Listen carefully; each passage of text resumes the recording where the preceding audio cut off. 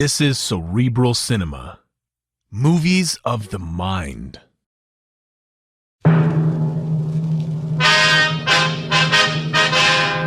Sound off for Chesterfield. Chesterfield. Low in nicotine, highest in quality, best for you. Chesterfield brings you Dragnet.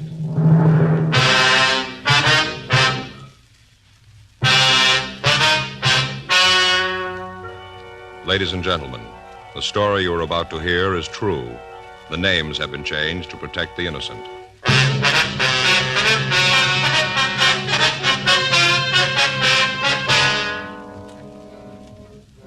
You're a detective sergeant. You're assigned a burglary detail.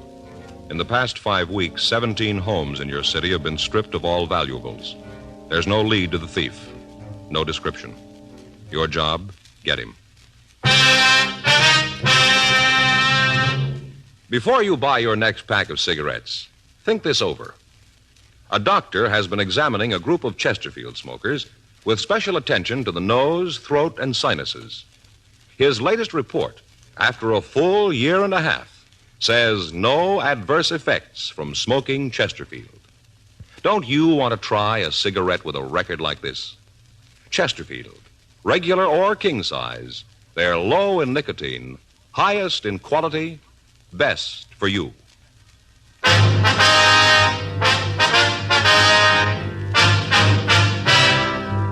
Dragnet, the documented drama of an actual crime. For the next 30 minutes, in cooperation with the Los Angeles Police Department, you will travel step by step on the side of the law through an actual case transcribed from official police files.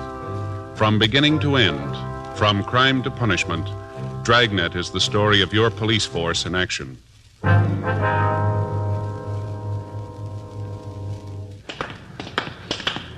It was Wednesday, June 3rd. It was hot in Los Angeles. We were working the day watch out of burglary detail. My partner's Frank Smith. The boss is Captain Wisdom. My name's Friday. We'd just been relieved from stakeout, and we were on our way to get something to eat. It was 12:27 a.m. when we got to the corner of Fedora and Ardmore Streets. The Cakes and Griddle Cafe.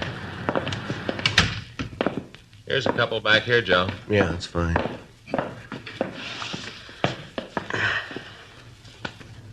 What'll it be, fellas? You got a menu? Up there on the board. Huh? Oh, yeah. How's the hash? Oh, pretty good. We're out of it. I didn't think a restaurant was ever out of hash. We are. Uh-huh. You want to give me a stack of wheat cakes, some bacon, and a cup of coffee, please? Hey, that sounds good. I'll have the same. But make mine plain hot cakes and sausage on the side, will you? Yeah. Oh, you want the coffee now? Yeah, that'll be fine. Coming up. Say, put an egg on my hot cakes, huh? Yeah. Over light? Over light. Yeah. Well, I'm hungry, Joe. Well, I figured that. Is that the morning paper you got there? Yeah, this? Yeah. Yeah. Yes, it is. Hand it over, will you? There you are. Thanks. What's on the front page? I'm looking at the sports, Joe. A lot of news there. Do you want to know what's going on in the world? Joe, I like the sports. I get the news all the time. Look, my boys, the Hollywood Stars, won again. Puts them 9 up. Looks like they might win the pennant. Hmm. This Dale Long sure knocking them in. Who? Dale Long. Oh. Joe, you're not much of a baseball fan, are you? Yeah, I like to watch the series on TV. It's going to be pretty good. Looks like the Yanks and the Dodgers. Here's your coffee. Oh, thank you. The rest of it will be right here. Good. You fellas new in the neighborhood, aren't you? What's that? You're new around here, aren't you? Yeah. Stevens got 3 hits. Most of our trade is neighborhood people. Come in for coffee and cakes on the way home from the show. I could tell you fellas are new here. Haven't seen you before.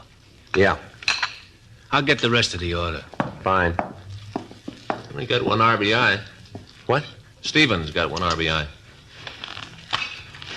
You got a what? RBI, Joe. Run, batted Oh, in. yeah. RBI. I know what you mean. Yeah. I didn't understand what you said there. You got to know all that stuff to really watch a game. Yeah, I know that. Here you go, fellas. Wheat cakes and bacon, hot cakes and sausage. Wait a minute. Where's the egg? Inside. Where? Inside. Oh, look, Joe, underneath there, see? Yeah. Egg underneath. Here's the syrup. Thank you. Sure had some excitement around here. That right? Yeah. Don't you guys read the papers? He does. Yeah. Sports page. No, I mean the front page. What's been going on? He won't tell me. All the burglaries. Been 17 of them in the last 5 weeks. It's running the cops silly. Is that so? Sure. They don't know where they're going, running them silly. Say, you like a little more coffee? Yeah, I wouldn't mind, please. Very good coffee, too. You make it yourself here? Yeah, thanks a lot. Put a head on this, too, will you? Fine. There have been at least 5 detectives in here in the last couple of weeks asking questions. Trying to come up with a lead. Mm-hmm. Sure running them ragged. You guys haven't read about it, huh? Yeah, I think I've seen something about it somewhere. It's pretty funny. Just get this picture. Now get it. A guy, they figure it's one fella. He walks up to the back of a house. First off, he's sure there's nobody home. Then he walks up to one of the windows and punches a hole in the screen. Jimmy's the window, walks right in and lifts the jewelry in the house and takes off. Just as cool as can be. They figure he's hitting the places between 6 and 9. You get that? Between 6 and 9 p.m. They must have half the cops on the force looking for the guy. They're running rings around him. How's the cakes? Fine. Good. We got kind of secret recipe here. Wife made it up. Anyway, I was talking to one of the people who had it. You know, one of the victims, guy over on Hobart. He said the cops came in and went all over his house, took fingerprints, pictures, all that. Worked on his house for about 5 hours. Went all over the backyard looking for footprints. And you know what they came up with? No. Nothing. Absolutely nothing. All that time, all those men, and they didn't come up with nothing. He sure got the cops running in circles. You got a check? Check. Oh, yeah, here you go. Stack of wheats, bacon, hot sausage and egg, 2 coffees. I won't charge you for the refills. That's very nice of you, thank you. Oh, that's all right. Let's see, comes to $1.25, taxes $1.29. Okay. You got any pennies, Frank? Yeah, I got 2. Here, take a nickel, break it apart. Wait a minute, I'll get my wallet, Joe. Maybe I got a couple in there. Hey. Yeah. Hey, how come you guys are carrying guns? You ain't gonna hold up the place, are you? There isn't any money here. We're police officers. Detectives? Yeah. Oh. Say, I hope you guys ain't sore about what I said. About you running in circles. No, forget it. That's all right. Oh, no, come on. Let this one be on the house. Take your money back. Sort of a way to say I'm sorry. No, it's all right. Forget it. I'd like to pop for the cakes. No, thanks. Thanks just the same.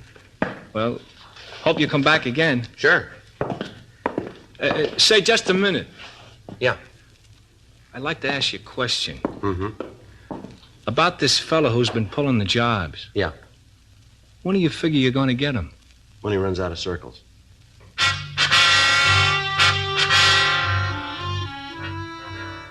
The papers had carried the story since the 5th burglary.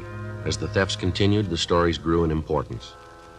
The thief had been operating in the same general area. On each report, the crime lab had been sent out, pictures were taken, fingerprints were lifted.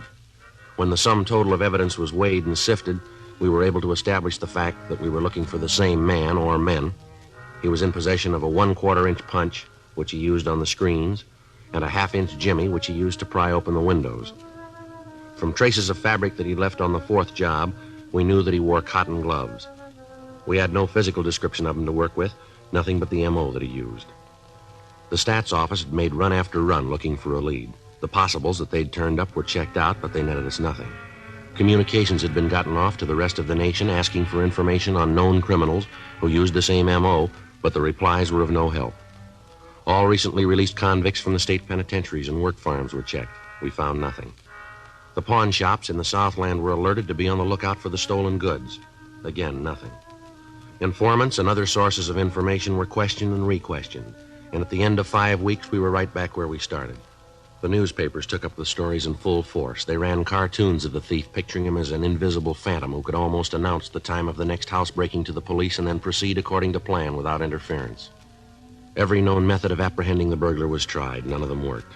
Captain Wisdom assigned 4 other teams of men to the case. Metro Division sent out another 2 cars to aid in the rolling stakeout. Apparently, we were stopped cold. 2 more days passed, and on Friday, June 5th, we got a report of another burglary. 9:36 a.m. Frank and I left the office to check it out. Yes, something you want? We'd like to see Miss Santos if we could. Who are you? Police officers, ma'am. Is Miss Santos in? Oh, well, I'm her. Come on in. Thank you. Come on, hurry up. I don't want to let the flies into the house. Yes, ma'am. Whew, never saw so many flies around as this summer. Sit down. Thank you. Can I get you anything? Cup of coffee? No, No, thank you. ma'am. You don't mind if I have some? No, you go right ahead. Just having another cup before I get started on the house, sort of the lull before the storm. Ma'am? Kids are downstairs playing. They'll be up in a minute. They get to running around. It's impossible to get anything done. Yes, ma'am. All I can do is get a second cup of coffee in the morning. Excuse me a minute. I'll be right back. Sure. Just make yourself comfortable. Thank you. Thank you, ma'am. Now then, this is about the burglar last night, isn't it? Yes, ma'am. We'd like to go over the list of stolen articles with you. Uh-huh, that's it. Everything they took. I'd like to check it if we can. Wasn't anything else in the house for him to take? Let's see here. According to what we have on the report, you listed $47 in cash, is that right? Yeah, that's from the jar. Ma'am? We got a little candy jar upstairs. Keep loose change in it. Whenever I have anything left over from my household money, I put in there. Anthony, he's my husband. Yes, ma'am. Well, whenever Anthony's got any loose change in his pocket, he drops it in there. Adds up in time. $47. Yes, ma'am. You're pretty sure about the amount now. Yeah, you see, we keep a little piece of paper in the jar. Got the amount written on it so as we can tell how much we've added to it. Mm-hmm. Whoever stole the money didn't take the paper, just the money. Had exactly $47. Yes, ma'am. Now, you list a ruby and diamond woman's wristwatch, is that right? Gonna use it for a trip to Las Vegas. A big part? We were gonna use the money in the jar for a trip to Las Vegas. Only needed $150 more. Now we gotta start all over again. Yes, ma'am. Now, about the watch? Oh, yeah, well, they stole that, too. Had 2 rubies on one side, 3 diamonds on the other, little gold band. Took that, too. Anniversary present from Anthony. He's my husband. Uh-huh. Gave it to me on our 5th anniversary, February 2nd. Now, you list a diamond ring. Wonder if you can give us a little better description of the ring. My engagement ring. Solitaire, not very big. Had it on my dressing table on one of those little ring gadgets. You know, the little block of wood on the little stick? Yes, ma'am. You put your rings on it when you're doing the dishes? Not very big. Yes, ma'am. Now, was there anything else of value taken? No. A couple of cheap little costume pieces, bracelet, couple of pins, nothing really worth anything. I'd like to have descriptions of the pieces if we could. I can give them to you. All right, fine. You really think you're going to be able to catch the fella that took the things? Well, we don't know. We're sure going to try. Have there been any strangers that you've noticed in the neighborhood lately? No, none that I can think of right off. Any strange cars, ma'am? You married, officer? Yes, ma'am. Got any kids? Yes, ma'am, too. Mm-hmm. Well, you just ask your wife how much time she's got to take notice of cars driving up and down the street, noticing whether people are loitering in front of the house or not. You just ask her. She'll tell you.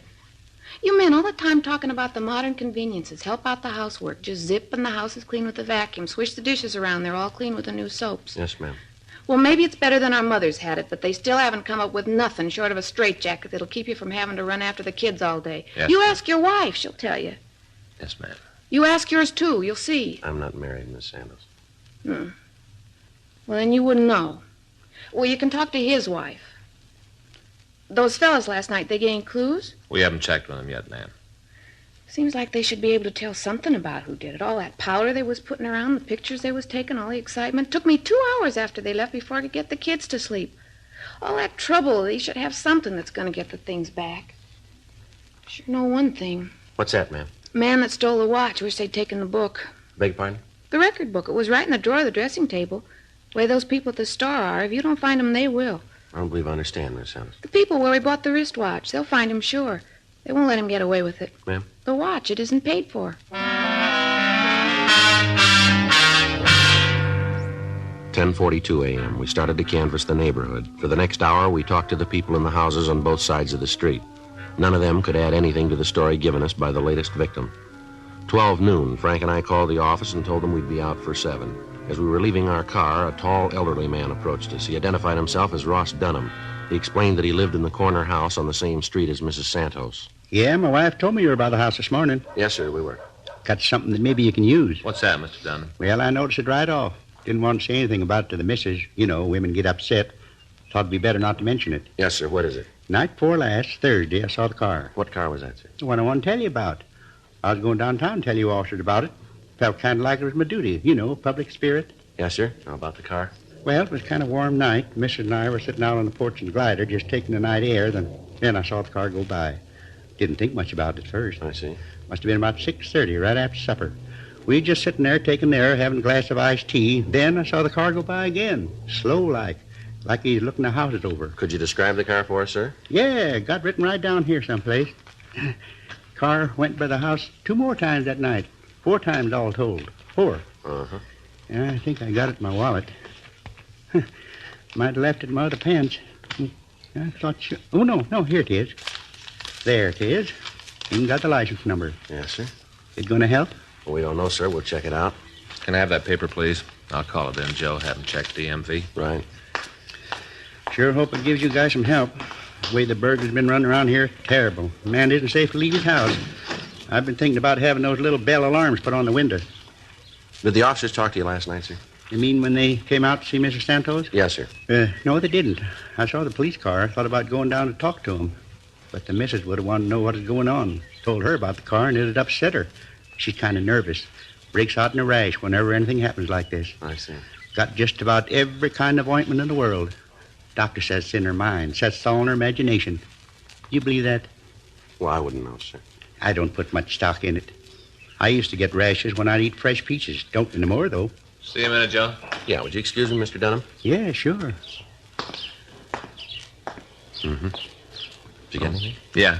Didn't have any trouble making the car. Got a good suspect. Yeah, who? Guy named Oakes. Oakes. Yeah. Works on a burglary. It's a police car.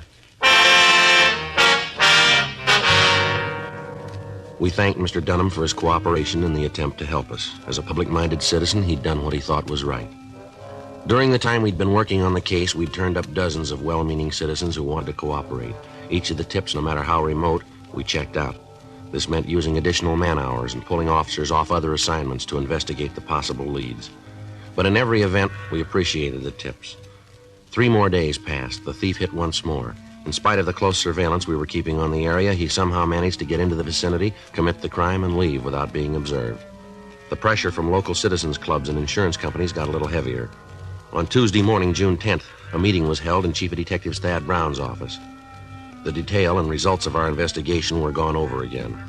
Additional bulletins were gotten out requesting information on the M.O. The area of the rolling stakeout was increased to 96 square blocks. That's 2 square miles. A new plan for surveillance was worked out. Under the new conditions, we were able to keep the entire neighborhood under almost constant watch. Additional teams of men were assigned from Metro Division. To date, the thief had stolen jewelry, money, and other personal property amounting to a little over $8,000. The check on the pawn shops was tightened, but none of the merchandise turned up in the normal outlets. Every night between the hours of 5:30 and midnight, the dragnet of the area was put into effect. During the next week, the theft stopped completely. Apparently, we'd stopped the burglar, but we still hadn't caught him. Wednesday, June 17th, I checked in for work. Joe? Yeah? I think we got something. What's that? I was just down the hall with Bates. Yeah. I checked out the FI cards that have been filed in the area we're working. Came up with one possible. Yeah, what do you got on it? Guy named Boyd Hall. He was stopped 4 times in the last week in different locations in the same general area. Told the officers he was on his way home. How do you spell that name? B-O-Y-D, Boyd Hall. Mm-hmm. You got his address? Yeah? Better check it out. I ran the name through R&I and came up with 8. 3 of them back in the joint, 1 dead, other 4 have to be checked out. Descriptions don't fit too well. Let me see there. Yeah, here you are. You better get right out there, huh? Yeah, let's go. Might be something, huh? I don't know. We're due for a break.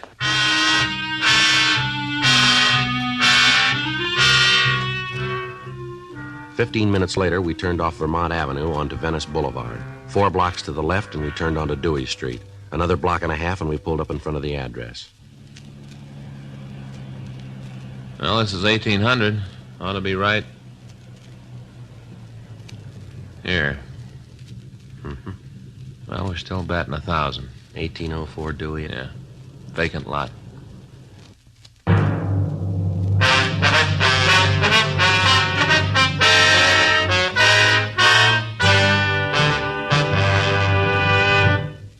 You are listening to Dragnet, the authentic story of your police force in action. It's so satisfying to know that my Chesterfield is low in nicotine, highest in quality. Chesterfield, low in nicotine, highest in quality. A fact proved by chemical analyses of the country's 6 leading cigarette brands. And it's so satisfying to know that a doctor who has been making thorough examinations, especially of the nose, throat, and sinuses, reports no adverse effects from smoking Chesterfields. His report is a part of a program supervised by a responsible independent research laboratory and is based on thorough bi-monthly examinations of a group of Chesterfield smokers over a period of a year and a half. That's 18 full months now. Don't you want to smoke a cigarette with a record like this? Regular or king size, Chesterfield is low in nicotine, highest in quality. Best for me, best for you.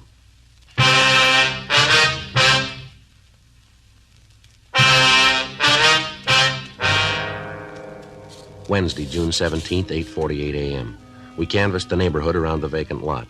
None of the people had ever heard of Boyd Hall. We asked about anyone answering the description listed on the FI cards. The neighbors couldn't help us there either. 11:17 a.m. We returned to the office and we started to check out the remaining 4 possibles. All of them were able to establish alibis for the time of the burglaries, and they were eliminated as suspects. We got in touch with the officers who'd filed the FI cards. They remembered the man. Each of the teams of men who'd stopped him had asked for identification. He'd produced a driver's license, personal cards, and several letters to himself bearing the Dewey Street address. He told the officers that he'd lived in the neighborhood and that he was returning to his home from a grocery store. The officers had checked the bag of groceries he was carrying and found nothing suspicious and let him proceed on his way. We got in touch with Sergeant Zook at the warrant office and asked him to check and see if there were any outstanding traffic warrants on Boyd Hall. He called back to tell us there were none. APBs and local broadcasts were sent out asking for information on anyone answering the description using the name Boyd Hall. We got in touch with the Department of Motor Vehicles and asked them to give us all the information they could on the suspect carrying California operator's license number Z941511, issued 12/5/52. They checked their files and told us that there was no record of a Boyd Hall being issued that particular license number. They also stated that no number had been given out on the Z series. This left little doubt that the license was a forgery and the name was an alias. In the meantime, the rolling stakeout continued. 2 days passed while we followed down leads. Saturday, June 20th, Frank and I were in position for the night surveillance, 8:30 p.m. Joe, up at the corner getting off the streetcar? Yeah, maybe. Yeah, description fits. Carrying a shopping bag. Now let's take a look. Right. Pull up here is good. Right.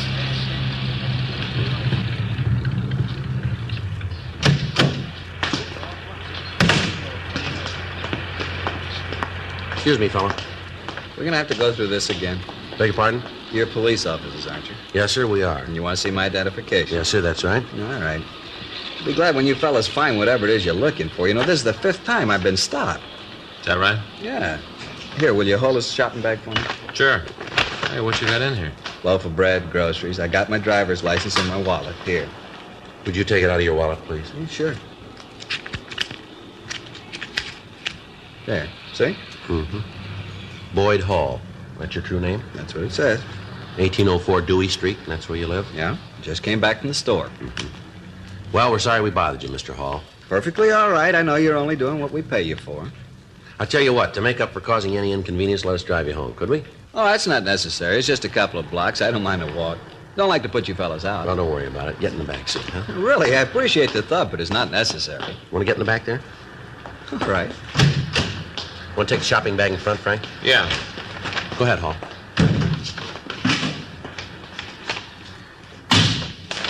The way you guys acted, you'd think there was something wrong. Nothing is there? No, I was just saying the way you guys... Never mind. How long you lived in this neighborhood, Hall? A little while. We just bought the house. About how long would you say? Not long. How long? A couple of months. I think it's right at the next block, Frank. Yeah. Say, I sure appreciate this, but you guys don't have to go out of your way. Just drop me off the corner. I can walk. It's just a little ways down. No, it's no trouble at all. Here we are. Well, I sure want to thank you, officers. It's a real pleasure to know that our taxes are paying for the kind of service you've just given me. Well, it's going to get a little better. Hmm? Never mind. Want to get out of the car? We'll walk up with you. Yeah. That's okay. I'll carry the bag for you. Well, it might be better if I took it. No trouble.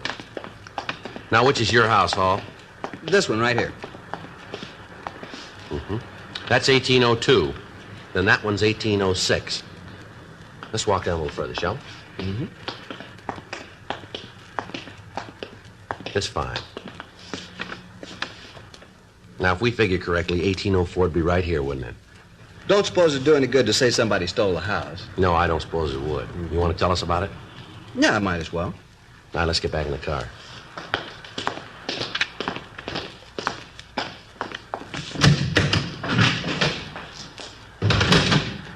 All right. Well, Well, what do you got in this shopping bag? Sure is heavy. Let's see. A box of breakfast cereal. And a loaf of French bread. You ought to take this bread back, Hall. Look here, somebody cut it right in half. See here, Joe? Yeah. All hollowed out. Punch and a jimmy inside. Burglary tools. You want to tell us where you got them? How about it, Hall? All right, let's go, Frank. Yeah.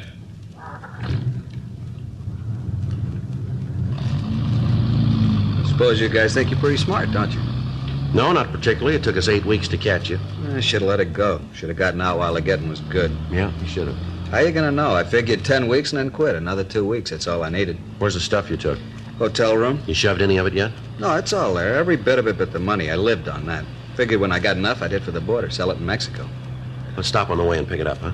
All right, place over on 6th. I'll show you. This isn't another vacant lot, is it? No, this is McCoy. You know, I had it all figured, all the way down the line, every angle. Hey, how about it? Answer a question for me. All right. Is there any way to beat it, any way to come out on top? Well, you know the answer to that one better than we do. Hmm? You tried. What do you think?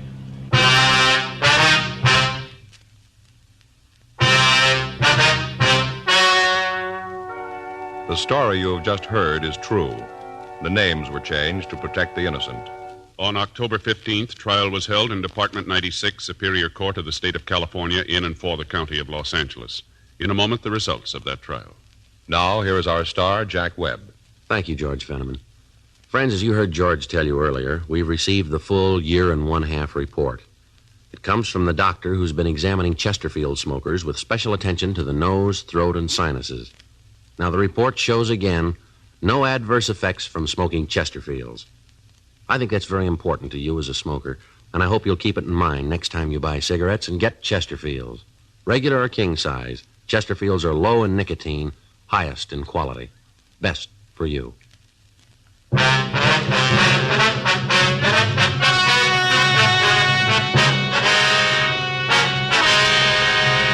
Lawrence Philip Harris, alias Boyd Hall, was tried and convicted on 6 counts of burglary in the first degree and received sentence as prescribed by law.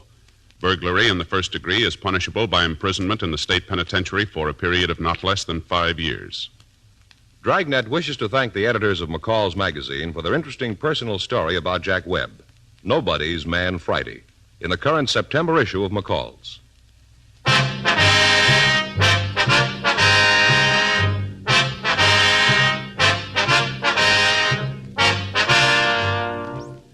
You have just heard Dragnet, a series of authentic cases from official files.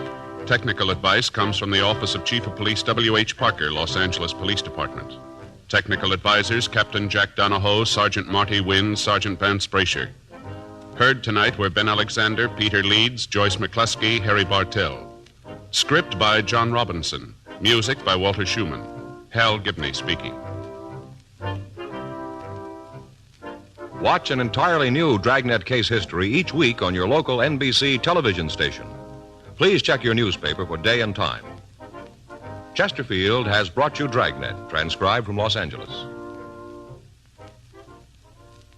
Have you tried new cork-tipped Fatima? It's the smooth smoke. Here's why. New Fatima tips of perfect cork, king size for longer filtering, and Fatima quality for a much better flavor and aroma. Remember, Fatima has the tip for your lips. Try new Fatima. See how smooth it is. Fatima is made by the makers of Chesterfield, Liggett and Myers, one of tobacco's most respected names.